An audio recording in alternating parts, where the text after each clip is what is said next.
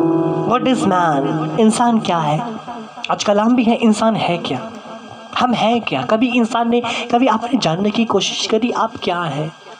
क्या है हम इंसान जो है हमें खुदा ने बनाया और परमेश्वर ने निर्माण किया, और इंसान क्या है, किस चीज़ द्वारा हम बने गए हैं और हम हैं क्या?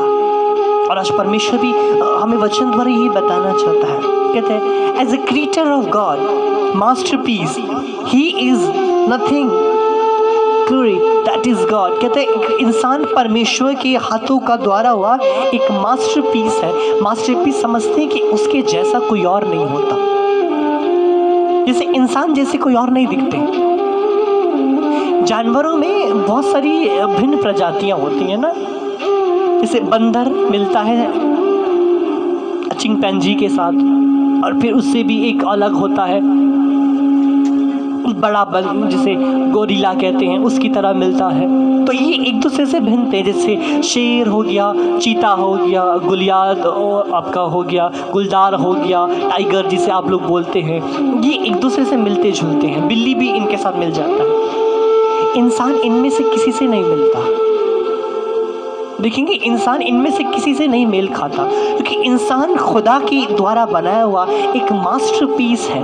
मास्टरपीस कि जो उसके जैसा दूसरा नहीं, जो खुद में अद्भुत है। कहते क्रिएटर ऑफ गॉड, जिसे खुदा ने बनाया है, जिस तरीके से खुदा जैसा दूसरा नहीं है। इसलिए कहा था यू आर वन गॉड। कहते तुम्हारा एक ही परमेश्वर है, और हमें जैसा परमेश्वर ने जो हमें बनाया, आपके जैसे कोई और नहीं है। सबसे बड़ी बात है जान लेना जरूरी है कि इंसान है क्या। बहुतों को यही नहीं पता हम क्या है। कुछ नहीं तो अपने आप को इस तरीके से नीचे कर दिया है, इस कदर से अपने आप को पहुंचा दिया है कि वो अपनी ही जिंदगी को भूल गए, अपनी ही परिभाषा को भूल गए कि वो है क्या। और आज खुदा भी हमें यही बताना चाहता है कि हम हैं क्या। भजन संहिता 8:4 जब आप पढ़ते हैं तो दाऊद कहता है, जब कलाम को देखते हैं भजन संहिता 8:4 में कहता है, पढ़ते हैं, तो फिर मनुष्य क्या है कि तू उसका स्मरण रखे, और आदमी क्या है कि तू उसकी सुधि ले। कलाम को जब आप देखते तो वचन में कहता है तो मनुष्य क्या है कि तू उसका स्मरण रख, और आदमी क्या है कि तू उसकी सुधि ले।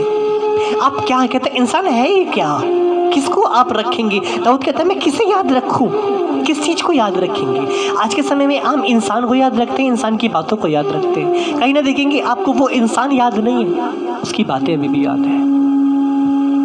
वो इंसान को हम भूल चुके हैं, बातें अभी भी जहन में आ चुकी हैं। इसलिए तो यही तो कारण है कि आप बीती हुई बातें अभी भी नहीं भूले। बहुत सारी बातें आपके दिमाग में एक छवि दे के चली गई, वो आपके दिमाग में एक छाप दे के चली गई जो मिटाई नहीं मिटती। देखेंगे जिसे मिटाने का कोशिश करेंगे वो मिट नहीं पाएगी, और हम बातों को पकड़ लेते हैं, उस इंसान को नहीं पकड़ते। यही कारण होता है कि आपसे वो इंसान दूर हो जाता है, बातें आप ही के पास रह जाती हैं। आज देखिए वो इंसान आपसे दूर हो गए पर उनकी बातें आपके पास हैं। कभी सुई की तरह चुभती है, कभी आपके दिल को तोड़ के रख देती है, कभी तुम्हें घात करती है, कभी कभी कुछ बातें तसल्ली भी दे के जाती है। कभी कोई बात को याद करके आप बहुत ज़्यादा हंसते भी हो, खुश होते हो, कभी कोई बात को याद करके रोने भी लग जाते हैं ना। बैठे बैठे याद आती है बात, आप रोने भी लग जाते हो। दाऊद यही कहता है कि मैं किसे याद रखूं। कहता आदमी क्या है कि इसकी मैं सुधि लूं, मैं किसकी सुधि ले रहा हूँ, किसको मैं जानता हूँ, मैं किसको पूछता हूँ, किसे मैं पूछ रहा हूँ। और आज यही सबसे बड़े कारण यही हो चुके हैं कि हम हैं क्या, इंसान है क्या, क्या बन चुका है इंसान, क्या से क्या बन गए हम। कभी आपने देखा क्या से क्या बन गए? कलाम को जब आप देखते हैं उत्पत्ति की पुस्तक 1:27 में कहता है परमेश्वर ने कहता है फिर मनुष्य को अपने स्वरूप और अपने सादृश्य में रचना किया। एक रचना जब आप देखते हैं 1:27 में कहता है, तब परमेश्वर ने मनुष्य को अपने स्वरूप के अनुसार उत्पन्न किया, अपने ही स्वरूप के अनुसार परमेश्वर ने उसको उत्पन्न किया। कहते खुदा कहता है रचना, शुरुआत हुई रचना करने की। कहते खुदा ने जब रचना किया अपने स्वरूप और अपने सादृश्य में, अपने स्वरूप और अपने सादृश्य में खुदा ने रचना की, और रचना किसी और की नहीं कर रहा था, खुदा अपने आप को बना रहा था। खुदा अपने आप को इंसानों में देखता था, जिसे कि आप माँ बाप बच्चों में अपने आप को देखते हैं ना, अपने आप को माँ बाप बच्चों के अंदर में देखते हैं। खुदा ने भी एक मिट्टी का, जैसे कि आपको अपना अक्ष देखने के लिए शीशे की जरूरत पड़ती है, पर खुदा जब जब अदन की वाटिका में आदम को देखता था, वो अपने आप को देखता था, क्योंकि आदम खुदा का अक्ष था। ध्यान रखिए, आदम खुदा का अक्ष था, क्योंकि कहता है खुदा ने अपने स्वरूप पर अपने सादृश्य में बनाया। आपका अक्ष आपकी तरह ही दिखाई देता है। आप शीशे में जब अपने अक्ष को देखते हो, वो हूबहू आप ही की तरह दिखता है, क्योंकि आप ही का अक्ष है। और आदम भी किसी और का नहीं, परंतु खुदा का अक्ष था, इससे वो सिर्फ खुदा की तरह ही दिखाई देता था। और खुदा की ये रचना थी, सबसे खूबसूरत रचना परमेश्वर की यही थी। खुदा की रचना में पेड़ पौधे, समुद्र या तो जानवर, जीव जंतु नहीं थे। ये खुदा की उत्तम रचना नहीं है। खुदा की रचना इंसान था, जो खुदा जैसा ही था। खुदा की रचना में इंसान था, जो इंसान जैसा ही था। इसलिए ये मनुष्य, ये अंतिम रचना थी। इसलिए देखेंगे आप जो कलाम को देखते तो मनुष्य खुदा की अंतिम रचना, इसके बाद कुछ और दोबारा नहीं बनाया। मनुष्य अंतिम रचना ठहरा, इसके बाद खुदा ने फिर कुछ और नहीं बनाया। नहीं तो हर कुछ बनाने के बाद फिर खुदा ने कुछ बनाया, फिर कुछ और बनाया, पेड़ बनाया, फिर पौधा बनाया, जीव जंतु जो बनाया, हर बार जो खुदा कुछ था बनाते, उसके बाद अगली चीज तुरंत खुदा ने बनाई। पर मनुष्य अंतिम रचना, अंतिम रचना समझते हैं किसे कहते हैं? अर्थात अब इसके बाद दूसरा कोई और नहीं है, क्योंकि परफेक्ट हो चुका है। आप एक चीज को बार बार बनाते हो, पर जब परफेक्ट होता है फिर नहीं बनाते ना, ये एकदम परफेक्ट है, तो कहते हैं एकदम सही हो गया। अब इसे दोबारा, इसमें कुछ अब एक्सपेरिमेंट नहीं करोगे, क्योंकि ये परफेक्ट हो चुका है। इंसान भी परफेक्ट योजना था खुदा का। खुदा की रचना में इंसान एकदम परफेक्ट था, इसलिए ये बना के खुदा रुक गया। इसके बाद खुदा ने फिर कुछ नया नहीं बनाया, क्योंकि ये सबसे उत्तम बन चुका था। आप सबसे उत्तम हो चुके थे। इफिसियों की पुस्तक 2 का 2 जब आप पढ़ के जाते हैं तो कलाम में प्रभु फिर कहता है, इफिसियों की पुस्तक 2 का 2 जब आप देखते हैं तो प्रभु कहता है, क्योंकि कलाम को जान लेना जरूरी है। वचन में प्रभु कहता है, जिसमें तुम पहले से इस संसार की रीति पर और आकाश के अधिकारी के हाकिम अथवा उस आत्मा के अनुसार चलते थे, जो अब भी आज्ञा न मानने वालों में कार्य करता है। तब कलाम में एक ही बात कहता है कि देखो, तो जिस तरीके से इफिसियंस में पौलुस एक ही बात को बयां करता है, कहता है जिसमें तुम पहले इस संसार की रीति पर चलते थे, कहता तुम इन्हीं की रीति पे चलते हो। आप जिसकी बात मानते हो, आप उसी की रीति पे चलते हो। खुदा ने इंसान को अपनी रीति पे चलाना चाहा, और खुदा की जो रीति थी, खुदा की जो सोच थी, उसमें दुख नहीं था, उसमें समस्या नहीं थी, उसमें कष्ट नहीं था, उसमें दर्द नहीं था। पहले बिना दर्द पाके इंसान सब कुछ पाता था ना। आजकल देखेंगे एक खुशी के साथ आपके दर्द जुड़ चुका है। आज आपको दर्द सुख की तरफ लेके जाता है। खुदा की योजना में दर्द नहीं था, तुम आनंद के साथ खुशी को ग्रहण करते थे। आदम आनंद के साथ ग्रहण करता था, हर एक फल का स्वाद वो आनंद के साथ चखता था। हर एक चीज को वो आनंद के साथ ग्रहण करता था। हर एक मौसम को, वो बारिश हो सर्दी हो, वो आनंद के साथ ग्रहण करता था, क्योंकि उसमें दर्द नहीं था। आज हर एक योजना में दर्द आ चुका है। आज देख लीजिए, जो रोटी भी खाते हैं इसमें भी दर्द है। जब तक किसान धूप में अपना पसीना नहीं बहाता, हाथों में छाली नहीं पड़ते, वो रोटी नहीं आता ना, दर्द घुस चुका है। आज तो जो आम मीठा मीठा फल लगते हैं तो उसके साथ भी एक दर्द है। एक पेड़ को जमीन में बोया जाता है और जो माली उसके दिन रात रखवाली करता है। जैसे अभी आम का सीजन आएंगे, आम आने वाले, थोड़ी देर मार्केट में कुछ जगह बिकना भी शुरू करें। आपके पास जो घर में आम आता है, आप तक पहुंचने से पहले उस आम को बगीचे में जब वो रहता है तो आम का जो मालिक है, माली जिसे कहा जाता है, माली दिन रात धूप में भी, ठंड में भी, रात को भी, दिन में भी रखवाली करता है। दर्द है, अपना नींद को रखवाली करता है कि कहीं इसको तोड़ के ना ले जा ले, कोई पक्षी इसको खराब ना कर दे, तो मालिक डंडा लेके रखवाली रखता है, उसमें भी दर्द है। एक औरत जब बच्चा जनती है उसमें भी दर्द है ना, बिना दर्द हुए वो औलाद को नहीं पाते। आज हमारा हर एक सुख में दर्द आ गया और ये दर्द कहीं ना कहीं हम खुद अपना ज़िंदगी में लेकर आए, क्योंकि खुदा की रचना में दर्द नहीं था, खुदा की रचना में दुख नहीं था। और कलाम में यही कहता है, क्योंकि वचन आप जब पढ़ के इफिसियों में यही कहता है, क्योंकि तुमने इसी की आज्ञा मानी, कहता जिससे तुमने पहले इस संसार की रीति पे चले, या तुम इसी की रीति पे चलते थे और ये संसार हमें दुख में ले आया। कहता जिनमें तुम पहले इस संसार की रीति पर और आकाश की अंधकार के हाकिम अथा उस आत्मा के अनुसार चलते थे, जो अब भी आज्ञा न मानने वालों में कार्य करता है। और आज भी आप देखेंगे, आप यदि खुदा के साथ नहीं है, आज भी जो परमेश्वर की आज्ञा में नहीं चलता, वही संसार की रीति पे चल रहा है। और संसार की रीति आपको दर्द ही तो दे रही है, दर्द ही तो। आज देखेंगे जिंदगी में दर्द ही तो है। आज तो मौसम का भी दर्द है। पहले होता था इंसान मौसम को आनंद से ग्रहण करता था, आजकल तो मौसम बदलने में भी दर्द है। सर्दी होगी तो जुकाम हो जाएगा। जैसे अभी 2 दिन से थोड़ा मौसम ठंडा हो चुका था, मेरा भी तबीयत खराब हो गया, मुझे भी थोड़ा ठंडा सीने में लग गया, जुकाम हो गई, थोड़ी ठंडा लग गया, मौसम बदल गए थे। गर्मी होने से इंसान को बुखार हो जाते हैं। आजकल हर एक मौसम खुशी ने बीमारी ला के दर्द देता है।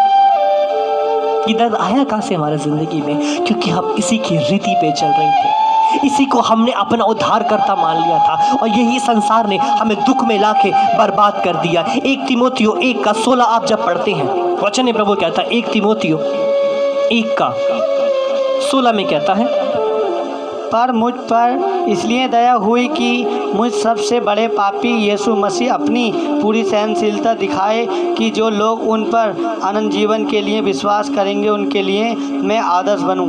अब पौलुस कितनी अच्छी बात कहता है।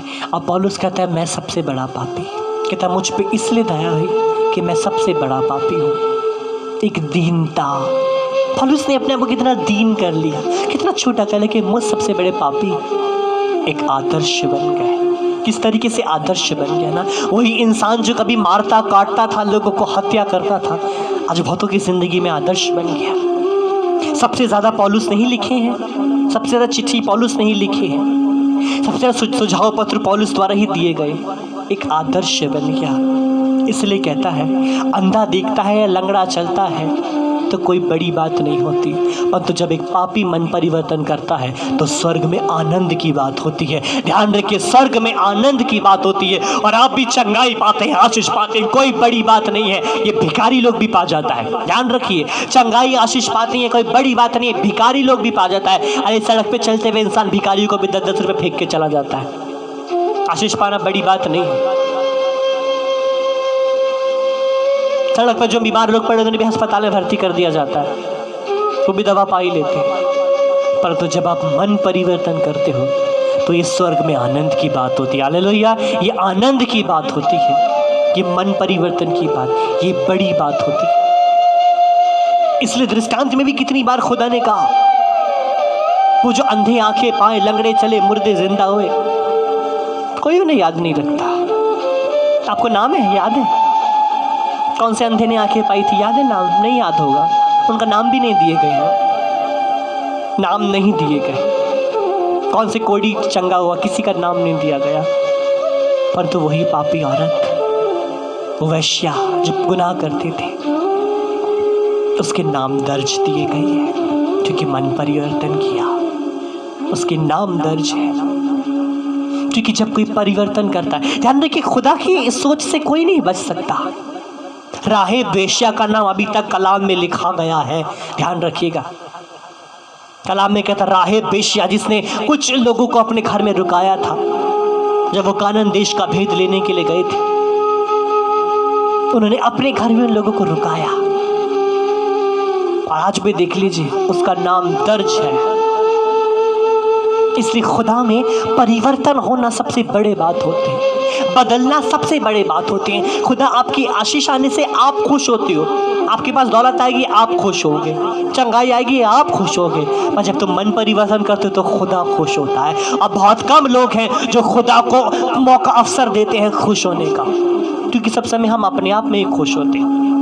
त्यौहार मना के कौन सा खुदा खुश हो रहा है? आप खुद खुश हैं।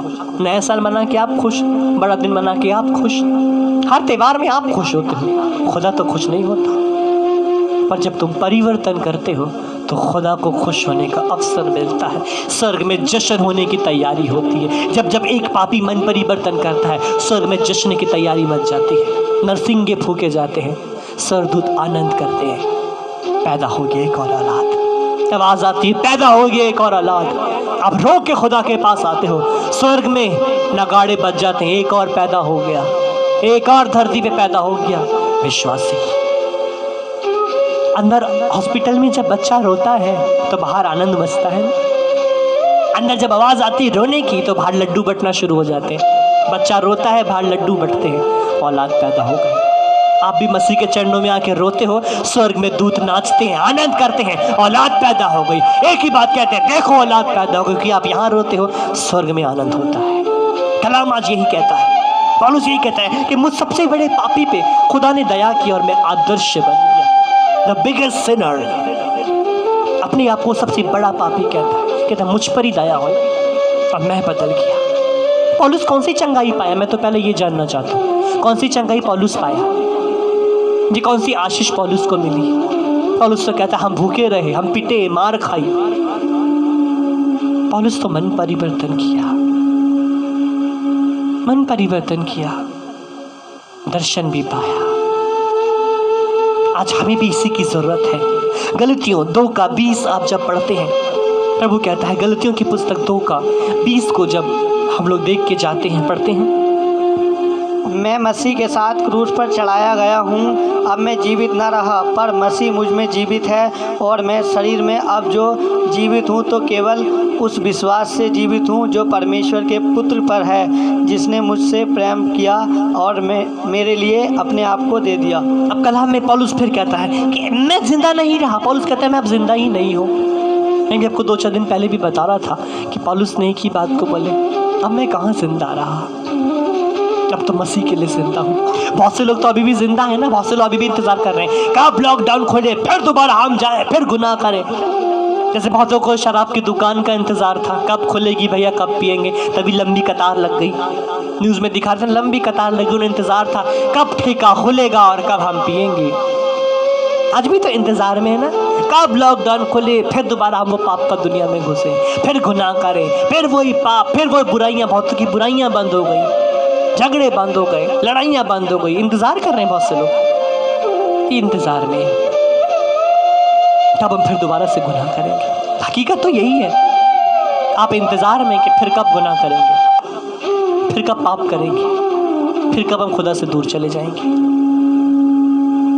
आज यही कहता है कि मैं तो मर चुका हूँ। मरना है क्या? मरना क्या शरीर का होता है? फाजी पहली बात तो जानना जरूरी है, मरना है क्या? मरना क्या है? मरना ये कि आपके शरीर को जला दो या दबा दो। ऐसे तो कितने शरीर को अल्कोहल डाल के म्यूजियम में रखा गया है, क्या वो मर गए? मरना होता क्या है? पौलुस किस तरीके से मरा? पौलुस मरा कैसे? कभी आपने सोचा मरा कैसे पौलुस? पौलुस कौन से मरने की बात कर रहा है? एक सोच में मर गया, एक चरित्र में मर गया। आप जानते हैं जब पौलुस को मारा गया था तो उसकी गर्दन को उसके शरीर से अलग कर दिया था, गर्दन काट कर अलग कर दी थी। जानते क्यों अलग कर दी थी? क्योंकि वो शरीर के साथ नहीं थी। गर्दन से सोच जुड़ी हुई है, दिमाग जुड़ा हुआ है, इस सर को काट कर अलग कर दिया था क्योंकि उस देह के साथ जुड़ा हुआ नहीं था। क्योंकि जो गर्दन की सोच थी, ये जो सोच थी, वो जो शरीर था उसके साथ मिलती नहीं थी, काट कर अलग कर दिया था। और बात सकते हैं पौलुस कहाँ मिलता था पहले जैसा? ये शरीर के साथ कहाँ मिल रहा था? अब तो सोच अलग ही चल रही थी। हालेलुया, अब तो सोच अलग ही चल रही थी। इस सोच को शरीर से अलग कर दे, क्योंकि मेल नहीं खाती। जो चीज़ मेल नहीं खाती उसे काट कर अलग कर दिया जाता है। पौलुस की गर्दन को काट कर अलग कर दिया था क्योंकि इस देह जो देह उसके माँ बाप द्वारा धारण किया गया, जो पाप में वो पैदा हुआ, उसके साथ वो सोच नहीं मिल रही थी। वो तो मर चुकी थी कब की। अब जो सोच चल रही थी वो तो खुदा की सोच थी, नई सोच। इसलिए कहता है मैं तो कब का मर चुका हूँ। अब उसने की बात कही, मैं तो कब का सलीब पे मर चुका, अब तो मसीह के लिए जिंदा हूँ, अब तो जिंदा ही मसीह के लिए हूँ। और आज खुदा भी यही कहता है। 1 कुरिन्थियों 3:16 हम जब पढ़ते हैं, प्रभु कहता है, क्या तुम नहीं जानते कि तुम परमेश्वर का मंदिर हो और परमेश्वर का आत्मा तुम में वास करता है। अब प्रभु कहता है कि तुम नहीं जानते कि तुम खुदा का मंदिर हो। अब परमेश्वर की बात कहता है कि तुम्हें नहीं पता कि तुम खुदा का मंदिर हो और वह रूह तुम्हारे अंदर में वास करता है। बहुतों को तो यही नहीं पता हम हैं कि, जैसे मैंने शुरुआत में पूछा व्हाट इज मैन, इंसान है क्या। आज खुदा भी ये कहता है कि तुम्हें नहीं पता कि तुम मंदिर हो और आत्मा तुम में बसता है। खुदा ये कहता है कि तुम्हें नहीं पता कि आत्मा तुम्हारे अंदर में बसता है। आज सच में देखेंगे शायद आप नहीं जानते कि रूह आप में बसता है। वो रूह यहाँ बसता है, आपके सीने में, आपके हृदय में। और उसके कहता है कि तुम्हें नहीं पता तुम मंदिर हो। आज मंदिर कहाँ कहाँ दिखाई दे रहे हैं ना, यही मंदिर अलग अलग जगह दिखाई दे रहे हैं। लड़ते हुए, झगड़ते हुए, शराब के ठेकों पे, जुओं के अड्डों पे ये मंदिर दिखाई दे रहे हैं। खुदा भी आपको बार बार कहता है क्या नहीं जानते तुम्हें कहाँ होना चाहिए। एक विश्वासी को कहाँ होना चाहिए देख लीजिए। आपको एक विश्वासी को कहाँ होना चाहिए देख लीजिए। पहले आपको शराब की दुकान पे, किसी को झगड़ा करते हुए, जुओं के अड्डों पे, या खुदा के सामने होना चाहिए। कहाँ शोभा देते हैं।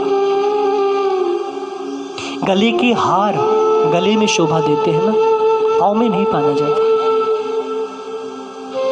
कान का बुंदा कान में पहनते हैं। आप भी क्या हैं देख लीजिए। सिर का ताज सिर पे पहनाया जाता है, पाँव पे नहीं।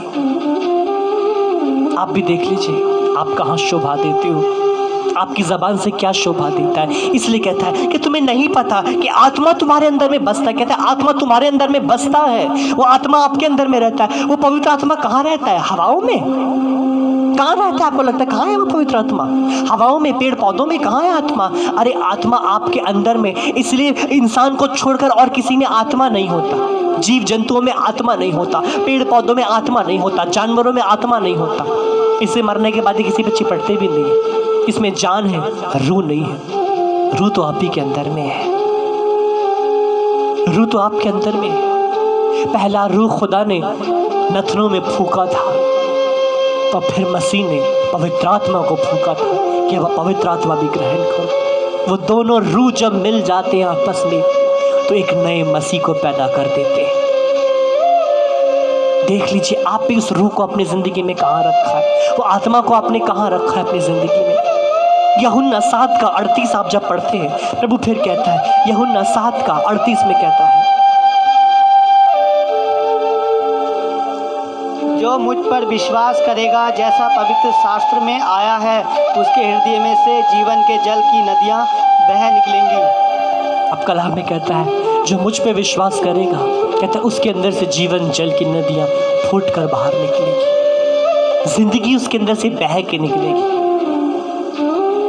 जीवन आप पाएंगे। कहता है जो तुम मुझ पे विश्वास करोगे। सबसे बड़ी बात है यदि तुम खुदा में हो, आप मसीह पे विश्वास रखते हो, आप परमेश्वर में हो, आपके अंदर से जीवन फूट कर निकलने वाला है। और इस जीवन में से जो भी पिएगा उसमें भी जीवन आ जाएगा। आप जीवन बन जाएंगे। तुम जिसके संपर्क में आओगे उसमें भी जीवन आ जाएगा। जैसे कि आज है, यदि कोरोना का पेशेंट किसी के संपर्क में आए तो उसे भी कोरोना हो रहा है, इसलिए लॉकडाउन किया गया है ना, इसलिए कोरोना वाले को क्वारंटीन करके रखा जा रहा है। यदि ये इंसान किसी के संपर्क में आता है, किसी को छूता है या नहीं इसको कोई छूता है, तो इसके अंदर में भी वो जानलेवा जो विषाणु है वो घुस जाएंगे और उसके अंदर भी बर्बाद करके रख देंगे। मसीह भी एक बात कहता है कि जो इस जल में से पीता है उसके अंदर से नदी फूट के निकलती है। अर्थात यदि आप परमेश्वर के संपर्क में आते हो तो आपके अंदर से जीवन फूट के निकलता है, मृत्यु नहीं निकलती। तुम्हें कोई छूता है, तुम्हारे संपर्क में आता है, उसमें भी वो जीवन आके चला जाता है। ध्यान रखिए आपके अंदर से भी वही जीवन घूम के निकलेगा। जैसे आज ये बीमारी हो चुकी है, छूने से बीमारी हो रहा है, संपर्क में आने से बीमारी हो रहा है, इसलिए इंसान दूरी दूरी रख रहा है। मैं कहता हूँ आप खुदा के संपर्क में आ जाए। आपके संपर्क में जो आएगा उनमें भी जीवन आना शुरू हो जाएगा, उनमें भी आप जैसा असर पड़ना शुरू हो जाएगा, क्योंकि तुम खुदा के संपर्क में आ जाओगे। 1 यूहन्ना 3:2 आप जब पढ़ते हैं, प्रभु कहता है 1 यूहन्ना 3:2 जब हम देखते हैं, प्रभु कहता है प्रियो, अब हम परमेश्वर की संतान हैं और अभी तक यह प्रकट नहीं हुआ कि हम क्या कुछ होंगे। इतना जानते हैं कि जब वह प्रकट होगा तो हम उसके सामने होंगे, क्योंकि उसको वैसा ही देखेंगे जैसा वह है। अब प्रभु कहता है कि देखो हम खुदा की औलाद हैं। अब वचन में यही कहता है कि देखो प्रियो, कहता प्रियो मैं तुम खुदा की औलाद हो। कहता ये प्रकट हो चुका है, तुम खुदा की औलाद। जैसे मैंने आपको शुरुआत में ही बताया, उत्पत्ति 1:27 आप पढ़ के गए, खुदा ने अपने स्वरूप में बनाया। और यूहन्ना 3:2 में यही कहता है तुम खुदा की औलाद हो। अपने आप को पहचानिए, आप है कौन। मैं फिर कहता हूँ, अपने आप को पहचानिए, आप कौन है। आप खुदा की औलाद हैं। आप कुछ और नहीं, आप परमेश्वर की औलाद हैं। आप परमेश्वर की तरह हैं।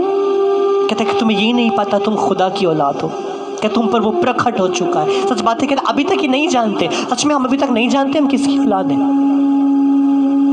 जिस बच्चे के माँ बाप का मालूम नहीं चलता वो बच्चे नाजायज़ होते हैं। आप अपने आप को नाजायज़ बना रहे हैं। मैं सीधी बात कह रहा हूँ, आप अपने आप को नाजायज़ बना रहे हो, क्योंकि जिसके बाप का नहीं पता वो नाजायज़ है। जान जाइए आपका बाप खुदा है। जान जाइए आपका बाप यीशु मसीह है, पिता है। वो कहता है तुम उसकी औलाद हो। खुदा आपको औलाद होने का अवसर मिला है। तुम्हें दास होने के लिए नहीं, गुलाम होने के लिए नहीं, औलाद होने के अवसर में बुलाया है। औलाद का तो अधिकार होते हैं और तुम्हें इसलिए बुलाया भी है। वही अवसर तुम्हें खुदा ने दिया है। और आज खुदा तुमसे यही कहता है, जान लो हम हैं क्या। फर्स्ट थिंग जान लेना ही मैं हूँ क्या। और आज समय है दुआ के लिए। मैंने यही कहा था आज हम दुआ में जाएंगे, प्रार्थना में आएंगे। और आज आपको रो के प्रार्थना करना है, पुकार के प्रार्थना करना है, क्योंकि